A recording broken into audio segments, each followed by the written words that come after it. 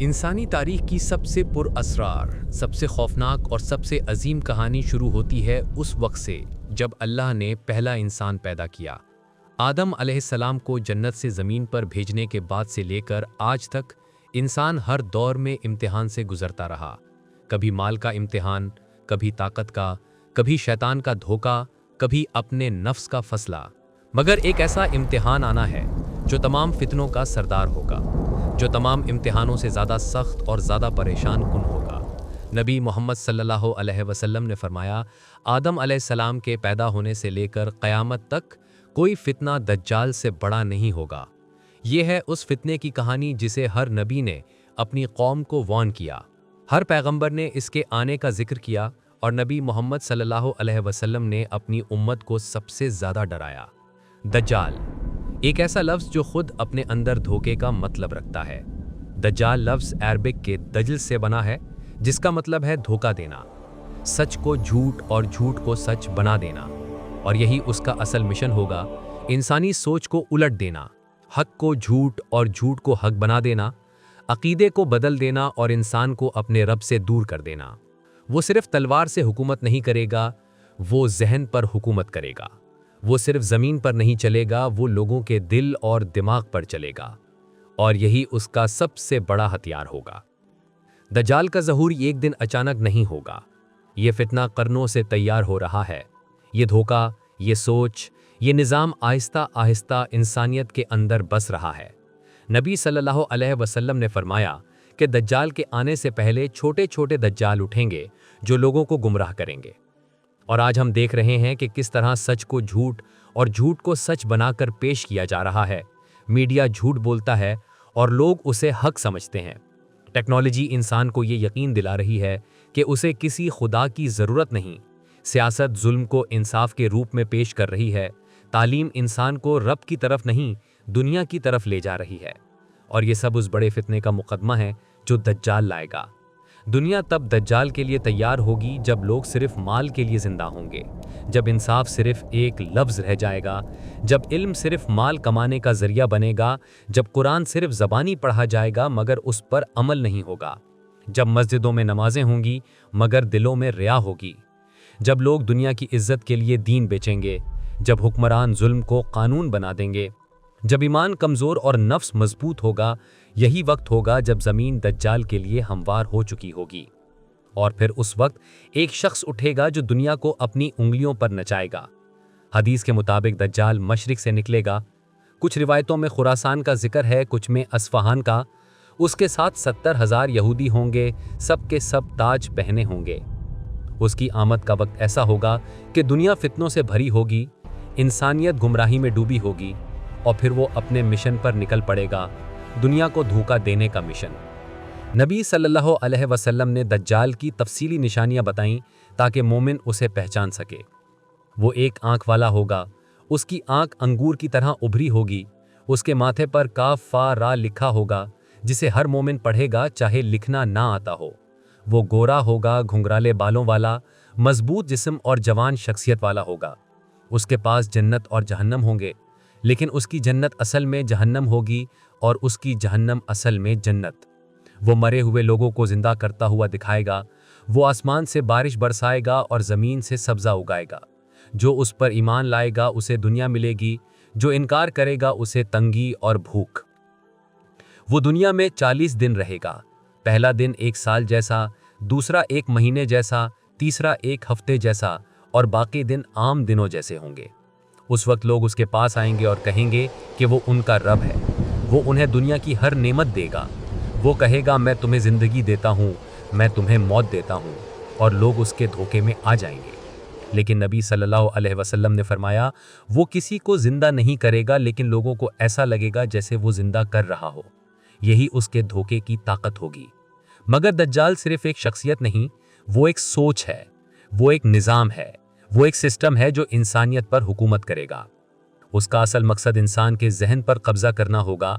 वो तुम्हें मजबूर करेगा कि तुम दुनिया के लिए अपना ईमान बेच दो। और इस वक्त भी वो सिस्टम हमारे आसपास चल रहा है। मीडिया तुम्हारे जहन पर हुकूमत करता है, टेक्नोलॉजी तुम्हारे सोच पर हुकूमत करती है, एक स्क्रीन तुम्हारा सच और झूठ तय करती है, ایک الگوریدم تمہارے عقیدے بدل دیتا ہے۔ یہی دجال کا اصل نظام ہے، اور جب وہ خود آئے گا تو وہ صرف اس سسٹم کا سربراہ ہوگا۔ وہ دنیا کو اپنی طاقت سے نہیں بلکہ تمہارے خوف سے قابو میں کرے گا۔ وہ تمہیں خوف دکھائے گا، تمہاری ضرورتوں کا فائدہ اٹھائے گا۔ تم بھوکے ہوگے تو وہ تمہیں کھانا دے گا، تم پیاسے ہوگے تو وہ تمہیں پانی دے گا، تم بے گھر ہوگے تو وہ تمہیں گھر دے گا اور بدلے میں تمہارا ایمان مانگے گا۔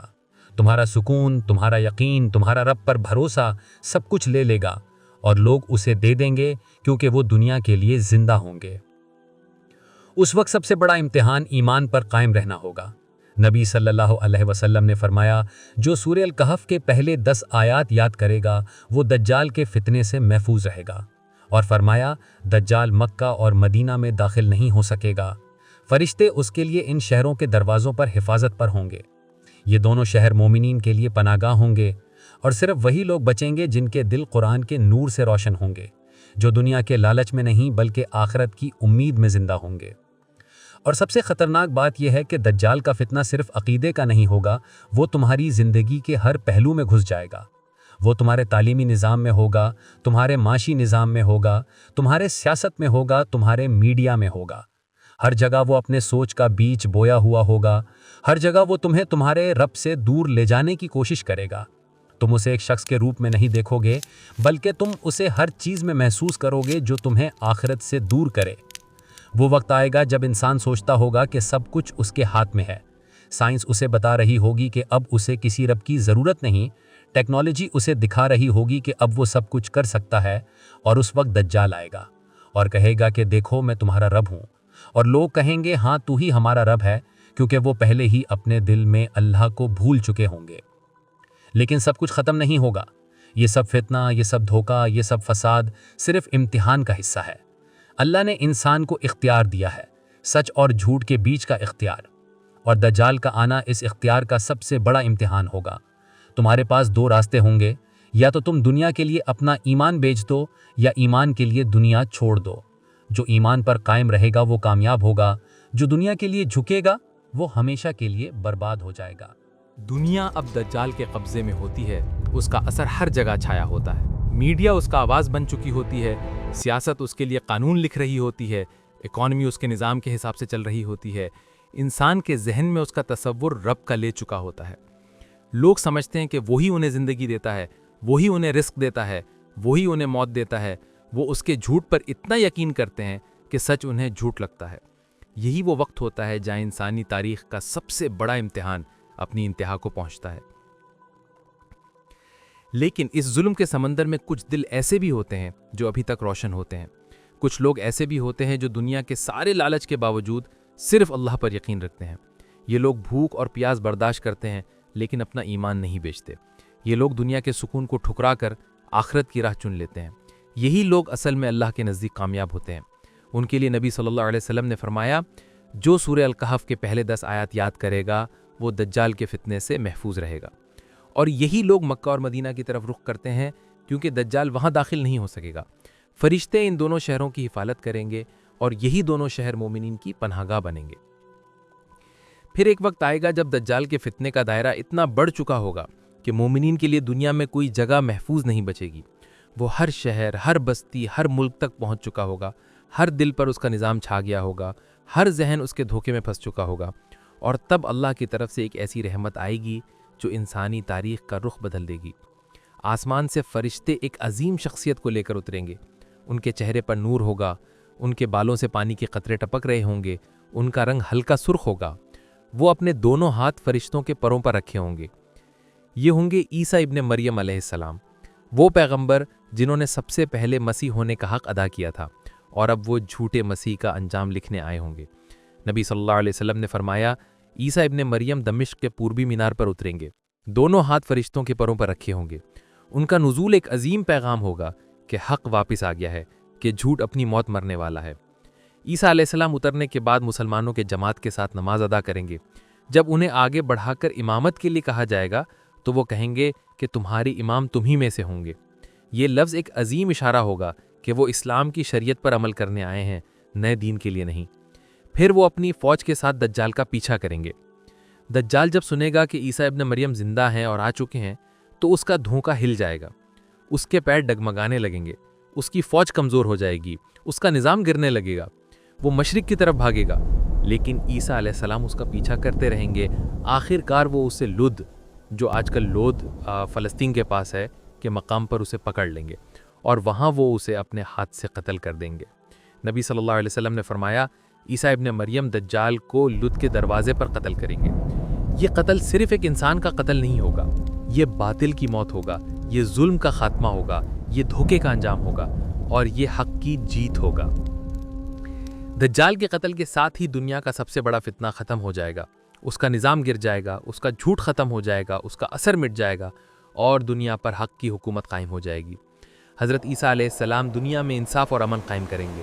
نبی صلی اللہ علیہ وسلم نے فرمایا، عیسیٰ ابن مریم انصاف سے حکومت کریں گے، صلیب توڑیں گے، سور کو قتل کریں گے اور جزیہ کا نظام ختم کر دیں گے۔ دنیا اسلام کے زیر نظام چلنے لگے گی، ظلم مٹ جائے گا، انصاف قائم ہو جائے گا، زمین اپنی برکتیں نکال دے گی، آسمان پانی برسائے گا، جانور امن میں ہوں گے، انسان سکون میں، نہ کوئی جنگ ہوگی، نہ کوئی ظلم، نہ کوئی دشمنی۔ لیکن فتنے کا سلسلہ یہیں ختم نہیں ہوگا۔ دجال کے بعد ایک اور فتنہ اٹھے گا، یاجوج اور ماجوج۔ یہ دو قومیں زمین پر تباہی مچائیں گی، یہ ہر نظام کو توڑ دیں گے، ہر رکاوٹ کو مٹا دیں گے، ان کے آگے نہ کوئی فوج ٹک سکے گی، نہ کوئی قوت، یہ ہر چیز کو تباہ کرتے ہوئے دنیا پر پھیل جائیں گی۔ عیسیٰ علیہ السلام اور مومنین اللہ سے دعا کریں گے اور اللہ ایک چھوٹی سی مخلوق، ایک کیڑا بھیجیں گے جو انہیں ہلاک کر دے گا۔ اس فتنے کا انجام بھی اللہ اپنی قدرت سے لکھے گا، انسانی طاقت سے نہیں۔ اس کے بعد قیامت کی بڑی نشانیاں ایک ایک کر کے ظاہر ہوں گی۔ سورج مغرب سے نکلے گا، آسمان سے دھواں زمین کو گھیرے گا، ایک جانور نکلے گا جو لوگوں سے بات کرے گا، اور آخر میں ایک سر بجایا جائے گا جس سے ہر چیز ختم ہو جائے گی۔ انسانی تاریخ کا جو سفر آدم علیہ السلام سے شروع ہوا تھا، اپنی آخری منزل تک پہنچ جائے گا۔ لیکن دوستوں، سب سے بڑی بات یہ ہے کہ یہ سب کہانی صرف مستقبل کی نہیں، یہ آج کے لیے ایک سبق ہے۔ دجال صرف ایک شخصیت نہیں، وہ ہر چیز ہے جو تمہیں تمہارے رب سے دور کرے، ہر سسٹم جو تمہاری ایمان کو کمزور کرے، ہر عمل جو تمہیں آخرت بھلا دے، وہ دجالی ہے۔